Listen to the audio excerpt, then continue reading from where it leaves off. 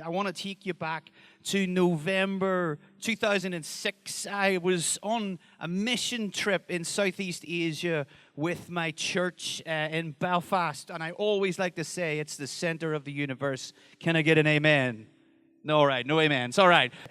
So I'm in Southeast Asia with my church. I'd signed up to lead worship in schools and play in schools and lead worship in churches and all the good stuff that you do when you're on a mission trip. And but lo and behold, I end up in this small coastal town called Pattaya, P-A-T-T-A-Y-A, and the very fabric and DNA of that town is built on human trafficking, prostitution, abuse, and injustice. And I'd never seen that before. You know, growing up in Belfast with the Troubles, I'd seen a whole bunch of other stuff, but I'd never seen people being bought and sold like that so openly.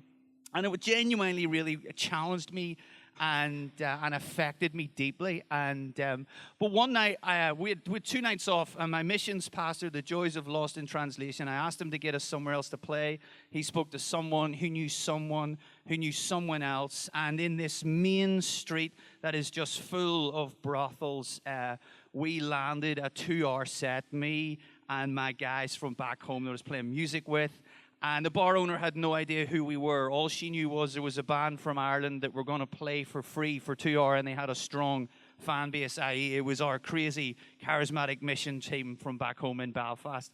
And in the middle of that, I wrote this song called God of This City, and it was just a cry over the kind of stuff that I was watching and what I was seeing, and it was a response. I came home, was leading worship at a bunch of different events, and lo and behold, and I'm not name dropping, I always like to say this, I don't know the guy, Chris Tomlin ends up in Belfast. They're looking someone to open for him. We probably at that time were the only young band that could play and maybe start a song and finish a song together. So we got the gig, all right? And they heard it, he loved it, he recorded it. Then what happens is he starts running around the world and he tells the story of a bunch of people in Northern Ireland that end up writing this song in a brothel in Southeast Asia when they're on a mission trip. I start getting emails. Now, when I came home from that trip, I genuinely was deeply impacted. And as a family, we made the commitment for the rest of our lives. What can we do with what the Lord has given us so that kids do not end up in the spaces and the places that I have witnessed with my own eyes? We were praying for an organization that would become family, and we were running around doing stuff with lots of other organizations, and it was great, but we were praying for something else. We were praying for like a deeper relationship in the middle of what we were doing. Now, God always writes the best stories, yes. November 2010, 4 years later to the very month, Mike Crick, this guy here, he ends up walking down the street where I wrote the song, God of This City. He sees all the same stuff, right? Hears all the same things, has all the same questions. Him and 2 other people go back to their hotel, and they were trying to figure some stuff out, right? They're sitting in their hotel, and one of the guys that's with them plays me singing God of This City, and they had absolutely no idea that it was written 500 yards away in one of the brothels. And he still at that point didn't know the story, comes home, finds out about the story, and then we end up being in northern Michigan. And then he comes up and we have this conversation. And that was the start of my introduction. And there was a moment when it clicked.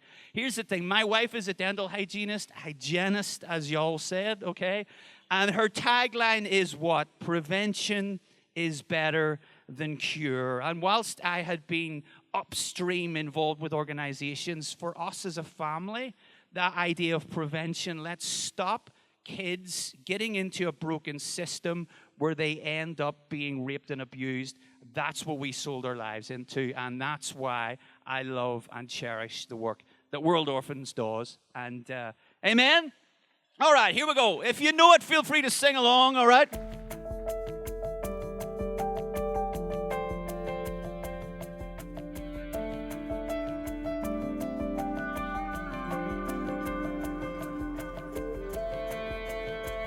You the God of this city, you the King of these people, you the Lord